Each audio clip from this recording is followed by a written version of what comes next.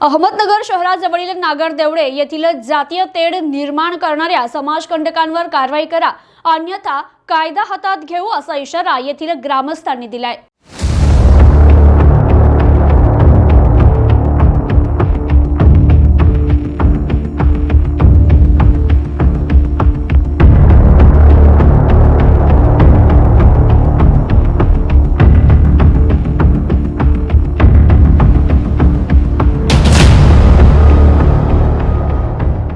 अहमदनगर शहराजवळील नागरदेवळे येथे विविध जाती धर्माचे लोक गुण्या गोविंदाने राहतात। येथील स्थानिक हिंदू मुस्लिम लोक पूर्वीपासून एकमेकांच्या सुखदुःखात नेहमीच सहभागी होऊन एकमेकांच्या सणासुदीला देखील एकत्रित येऊन मोठ्या उत्साहाने आपापले धार्मिक कार्य पार पाडतात। मात्र काही दिवसांपासून बाहेरून आलेले समाजकंटक या सलोख्याच्या वातावरणात विष कालवण्याचा प्रयत्न करतात।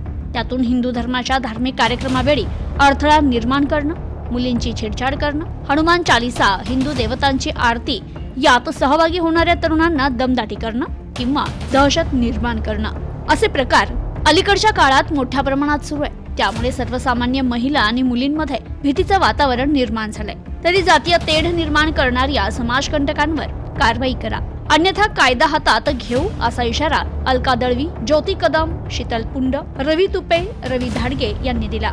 तर यापूर्वी देखील तिसगाव येथील हिंदू मुलींचे छेडछाड प्रकरण, उमरे येथील हिंदू मुलींना धर्मांतर करण्याचा प्रयत्न, तसेच गुहा येथील कानिफनाथ देवस्थान येथे मुस्लिम धर्मांधांनी केलेलं अतिक्रमण अशा प्रकरणी माजी मंत्री शिवाजीराव कर्डिले यांनी जातीनं लक्ष घालत संबंधित पीडितांना न्याय मिळवून देण्याची भूमिका घेतली असल्यामुळे जिल्हाभरातून हिंदू धर्मीय तरुणांना कर्डिले यांच्या रूपाने आशेचा किरण दिसतोय।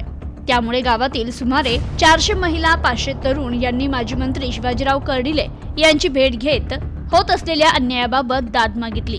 माजी मंत्री शिवाजीराव कर्डिले यांनी परिस्थितीचं गांभीर्य ओळखून ताबडतोब जिल्हा पोलीस अधीक्षक Rakesh Ola, Bhingar police station police निरीक्षक दिनकर मुंडे यांना फोन करत संबंधित माहिती दिली।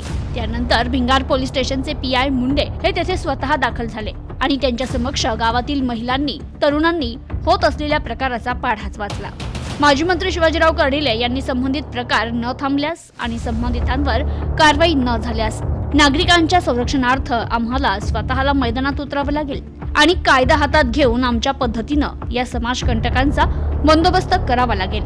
तत्पूर्वी पोलीस प्रशासनाने या प्रकारांवर आळा घालावा आणि संबंधित व्यक्तींवर कठोर कारवाई करावी असा इशारा दिला। तर यावेळी पोलीस प्रशासनाने नागरिकांनी कोणत्याही अफवांवर विश्वास ठेवू नये। सोशल मीडियावर येणाऱ्या सर्वच बातम्या खऱ्या असतात असं नाही, त्यामुळे कोणीही भयभीत न होता असा काही प्रकार लक्षात आल्यास वेळीच प्रशासनाला माहिती द्यावी। अशा समाजकंटकांवर वेळीच कार्यवाही करून पुढील अनर्थ टाळता येतील। कोणत्याही धार्मिक तक्रारीची सखोल चौकशी केल्याशिवाय कोणावरही निरर्थक कारवाई होणार नाही आणि कोणाचीही नावं निरर्थक गोवण्यात येणार नाही। त्यामुळे नागरिकांनी भयभीत होऊ नये असं आवाहन पोलीस प्रशासनानं केलं। Bureau report, news today 24, Ahmednagar.